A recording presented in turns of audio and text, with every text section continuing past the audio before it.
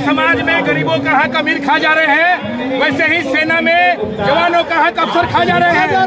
अफसर जो है सो अपनी तुलना IAS अफसर से करते हैं और जवानों की तुलना मजदूर से करते हैं और इसी पे फिक्सेशन करते हैं। जब काम लेने की बारी आती है तो हमसे एक स्किल्ड लेबर का, एक कुशल श्रमिक का काम लिया जाता है। चाहे टैंक खोलने की बात हो, हथियार खोलने की बात हो, कोई भी काम करने की बात हो, उसमें अफसर पीछे रहते हैं। जहाँ हक की बात है वहाँ जवानों को दरकिनार करते हैं। देश की आजादी की बात भाई साहब सुन लीजिए।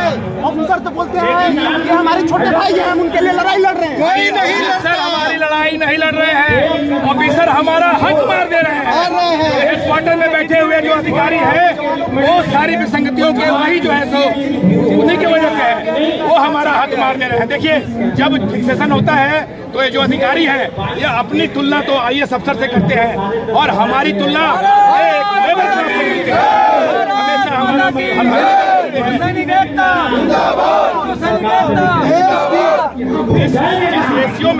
जिस रेशियो में सरकार को तो नहीं मालूम, सरकार ने तो एक कमेटी बना दी, उस कमेटी में अधिकारी भर गए, वो अधिकारी हमारी हकों को मार जाते हैं। वो हमारे जिस रेशियो में, जिस अनुपात में उनका बढ़ा है उस अनुपात में हमारा भी बढ़ना चाहिए। लेकिन एक नायक, एक हवलदार और इनकी तो सिपाही, इनकी तो 400, 500, 600 इस अनुपात में बढ़ी है और एक अधिकारी की 20,000 में बढ़ी है। और ये एक तरह से ऐसा लग रहा है कि अफसर हम जवानों के छाती पर लात रख करके आगे बढ़ रहे हैं, हमारे हक को मार करके।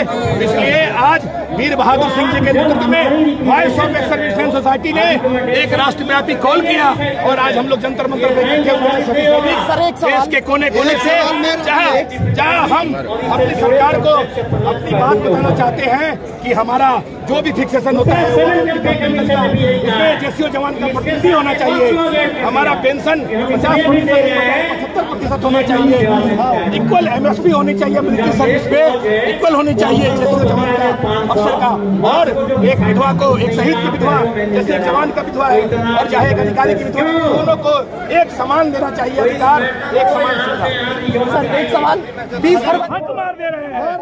हेडक्वार्टर में बैठे हुए जो अधिकारी है वो सारी विसंगतियों के वही जो है सो उन्हीं की वजह से है, वो हमारा हक मार दे रहे हैं। देखिए, जब फिक्सेशन होता है तो ये जो अधिकारी हैं ये अपनी तुलना तो IAS अफसर से करते हैं और हमारी तुलना एक लेबर क्लास से करते हैं।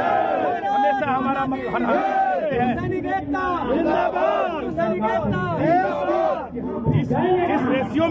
जिस रेशियो में सरकार को तो नहीं मालूम, सरकार ने तो एक कमेटी बना दी, उस कमेटी में अधिकारी भर गए, वो अधिकारी हमारी हकों को मार जाते हैं।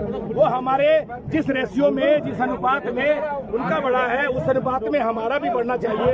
लेकिन एक नायक, एक हवलदार और इनकी तो सिपाही, इनकी तो 400, 500, 600 इस अनुपात में बढ़ी है और एक अधिकारी की 20,000 में बढ़ी है। और ये एक तरह से ऐसा लग रहा है कि अफसर हम जवानों के छाती पर लात रख करके आगे बढ़ रहे हैं, हमारे हक को मार करके। इसलिए आज वीर बहादुर सिंह जी के नेतृत्व में voice of ex serviceman society ने एक राष्ट्रव्यापी कॉल किया और आज हम लोग जंतर मंतर पे इकट्ठे हुए हैं। सभी सैनिक देश के कोने कोने से, जहां हम अपनी सरकार को अपनी बात बताना चाहते हैं कि हमारा जो भी फिक्सेशन होता है OROP का, पेंशन का, उसमें जेसीओ जवान का प्रतिनिधि होना चाहिए। हमारा पेंशन 50% की बजाय 75% होना चाहिए। इक्वल MSP होनी चाहिए मिलिट्री सर्विस पे, इक्वल होनी चाहिए जेसीओ जवान का, अफसर का। और एक विधवा को, एक शहीद की विधवा जैसे एक जवान का विधवा है और चाहे एक अधिकारी की विधवा है, दोनों को एक समान देना चाहिए अधिकार, एक समान सुविधा। कहाँ से आए आप? 20 फरवरी से भी कंटिन्यू हम आए हैं सर्विसमैन एसोसिएशन नजफगढ़ से।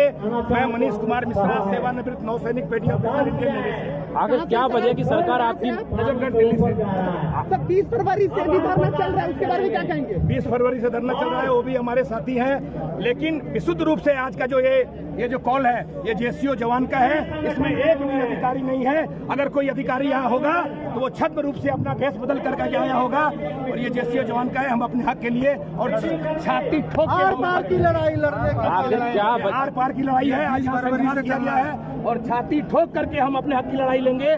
मोदी जी तक हम अपनी बात आवाज देना चाहते हैं। क्यों? ये जवान, ये अफसर हमारी बातों को वहाँ तक पहुँचने नहीं दे रहे हैं। अगर हमारी बात अगला स्टेप क्या है आपका? हम एक लोकतांत्रिक देश में, देखिए हम एक सेना के सेवानिवृत्त जवान हैं, देश के प्रति हमारी जिम्मेवारी है, हम लोग अनुशासित लोग हैं, हम लोग जो भी करेंगे मर्यादित तरीके से, लोकतांत्रिक तरीके से अपने हक की लड़ाई लड़ेंगे। सर सुनने में आया है जो कि आप ही की भाई बोल रहे हैं 20 तारीख से जंतर मंतर पे थे, उनको 5 आदमी और 7 आदमी का परमिशन मिलता है, देखिए क्या बोले? इस देश में 1 लाख से ऊपर सैनिक संगठन है। हमने कोशिश किया है कि हम लोग सब एक मंच पे आए और एक छत के नीचे अपनी बात करें। आज अलग की कोई बात नहीं, आज एकता की बात हो। सर इसी बात का तो फायदा उठा रहे हैं ऑफिसर बोल रहे हैं ये खुद ही जवानों जैसी एक नहीं है। तो इसी की काट करने के लिए हम सभी इकट्ठा हुए हैं। Voice of ex serviceman society के बैनर तले, voice of ex serviceman society विशुद्ध रूप से जेसीओ जवान की संस्था है, जिसके एक नेशनल कोऑर्डिनेटर हमारे भाई वीर बहादुर सिंह जी हैं और 2004 में इस संस्था का गठन हुआ।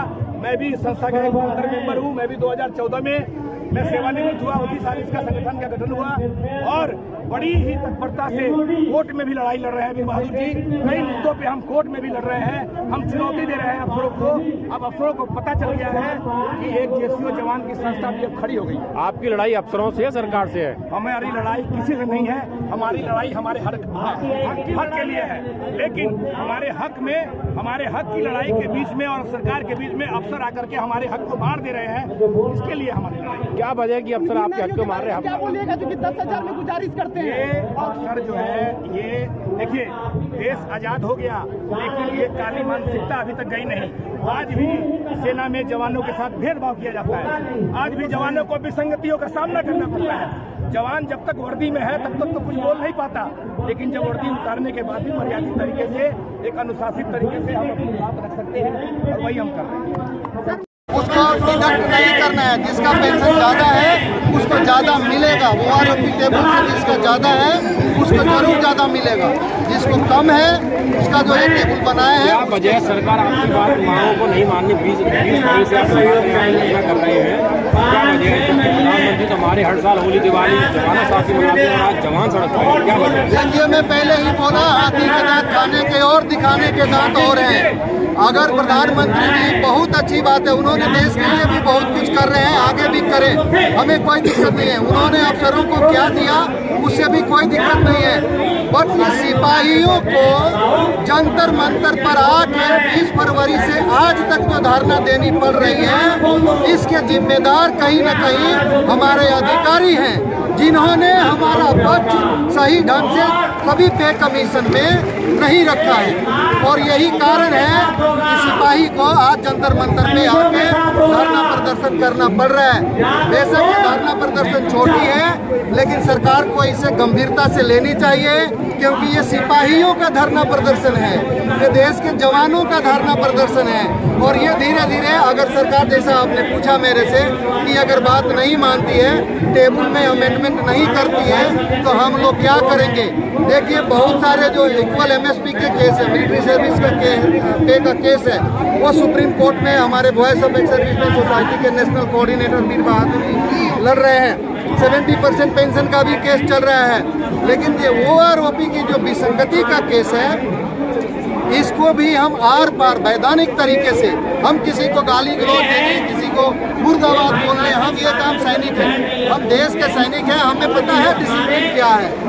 हमने सामने बोला कि इनको जल्दी भगाओ, नहीं तो सेनाओं में अनडिसिप्लिन आ जाएगा। क्या कहना चाहेंगे उसके बारे में? मैं यो कर्नल साहब को ये सलाह देने के लिए बोलूँगा आप लोगों का माध्यम से। कर्नल साहब, आप अगर अपनी ड्यूटी पूरी करे होते तो आपके सिपाही को आज जंतर मंतर पर आपके भाषण देने की जरूरत नहीं पड़ती। और अभी भी टाइम है, अभी भी इसमें सुधार कीजिए, ताकि अभी जो हम फौज में रहते हैं, हम किसी को बगावत करने के लिए बात नहीं बोलते, लेकिन जो सिपाही हमें देख रहा है उसको मन में जरूर ये हो रहा है कि ये मेरा बड़ा भाई, ये तो मेरी लड़ाई लड़ रहा है। इसीलिए सरकार को भी और हमारे अधिकारियों को भी, सरकार को इस बारे में नहीं सोचनी चाहिए कि देश की सेना कमजोर हो रही है, इस आंदोलन को जल्दी से खत्म किया जाए और जवानों की बात मानी जाए। क्या ये बात नहीं सोचनी चाहिए सरकार को? सरकार को क्या बोलेंगे आप? बिल्कुल, मैं सरकार को ये बोलना चाहता हूँ कि जितना जल्दी से जल्दी हो इस पे कॉल लीजिए। लेटेस्ट अपडेट पाने के लिए हमारे चैनल क्लाउड न्यूज को अभी लाइक करें, सब्सक्राइब करें और बेल आइकन दबाना बिल्कुल ना भूलें।